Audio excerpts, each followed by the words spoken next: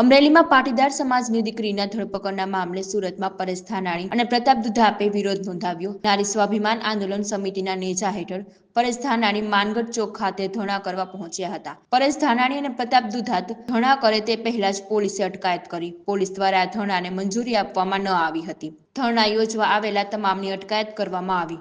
Police સ્ટેશનમાં પણ ધરણા ચાલુ રહેશે તેવું પરેશ ધાનાણીએ નિવેદન આપ્યું।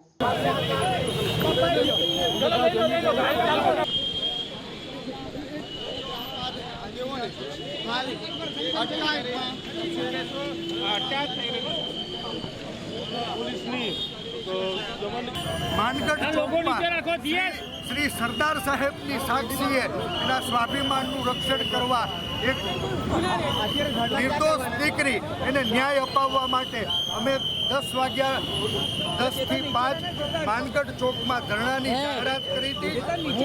માનગઢભાઈ પ્રતાપભાઈ અને ખૂબ બહોળી સંખ્યામાં ગુજરાતભરના આગેવાનો અહીંયા આવ્યા છે। પોલીસે આખા માનગઢ ચોકને જ્યારે જેલ કવચ હોય એ રીતે ઘેરી લીધો છે। એમ છતાં અમે સરદાર સાહેબના ચરણોમાં માનગઢ ચોકના પાદરમાં વંદન કરીને વિનંતી કરી છે, હે સરદાર, તમારું સ્વાભિમાનના રક્ષણ કાજે આ ગુજરાતની એક દીકરી એના ન્યાય માટે અમે આ ધરણાને શરૂ કરી રહ્યા છીએ। માનગઢ ચોકમાં મંજૂરી માંગી હતી, મંજૂરી માંગવાની કોઈ જોગવાઈ નથી।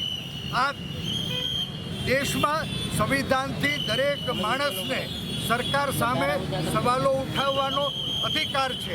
આંદોલનથી તો આઝાદી મળી હતી। આજ આઝાદ ભારતમાં આંદોલન ઉપર પ્રતિબંધ કોણ અને શું કામ મૂકી રહ્યું છે, શું છુપાવવા માંગી રહ્યું છે, સવાલ છે। ત્યારે અમે સરદારની સાક્ષીએ અહીંયા જ બેસી અને ધરણા શરૂ કરીએ છીએ।